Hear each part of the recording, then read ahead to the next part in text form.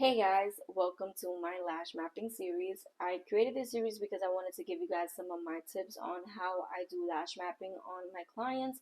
This is something that I'm now starting to implement, and it has helped me so much and made my life so much easier to know where I'm going to be placing each length on my client's eyes. So today we're going to be doing cat eye mapping. So I'm just going to label here. This is going to be the inner corner and the outer corner. So as you know, when you're doing a cat eye mapping, you're going to do the shortest length in the inner corner and the longest length towards the outer corner. The way that I map my client is that instead of having them laying down and having their eyes closed, I would typically sit them up, have them look straight, and I will do dots on their lid to know where I'm going to put the longest length. So one way that you could determine where exactly you want to place the longest length is by looking at the iris right here. So whenever you're doing a cat eye, you know that the whole point of the cat eye is to give that sultry look, that snatched look. So instead of doing the longest length right on the brow bone, you want to do it just a little bit off the brow bone. That way it's going to have that nice flow and that nice snatch once it gets towards the outer corner. So where I would typically place the dot when I'm doing a cat eye mapping is just a little bit off of the arch of the brow and a little bit off of the iris in the eye. So I would draw my dot typically right here. And there I will know that that's going to be my longest length.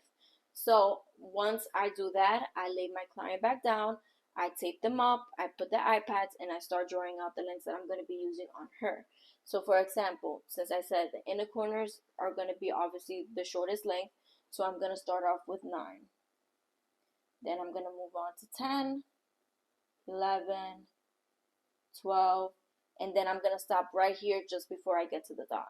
So like we said before, the dot, you already know that it's going to be the longest length. So I'm going to draw a line right here, and as you can see, it's a little bit off of the arch, nothing too crazy, more towards the tail of the eyebrow. That's what you're looking for. So right here, let's say that my longest length is going to be 14. Now, you could just leave it like this and do a cat eye and it's still going to look nice. But one thing that you're going to be facing whenever you just leave the mapping just like this is that you could potentially droop your client's eyes. And this is something that I struggled with a lot, and I used to do it a lot, and I never could figure out what was it. So instead of doing 14 all throughout the outer corner, you want to stop right here, right before it gets to the tip of the tail, and you want to bring that length down again. So you could keep it at 11 millimeters, or you can even go lower to 9 millimeters. It's whatever your preference is. I usually have a mixture between 9, 10, or 11.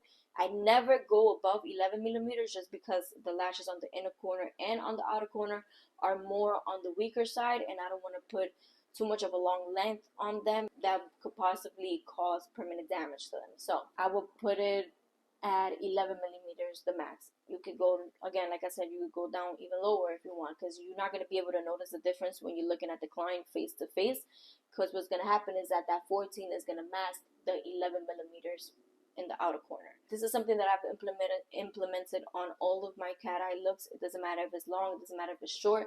I always drop down the length towards the outer corner because I don't want no droopy eyes, and your client is not going to want no droopy eyes either. Now you can either just leave it like that and now lash the outer corner, but if you want to have more coverage, I would suggest for you to go a little bit lower whenever you're doing the outer corner of the lashes. That way your clients won't have no droopy eyes. This is my typical cat eye mapping. Stay tuned for episode 2 where I'm going to do a doll eye / open eye mapping.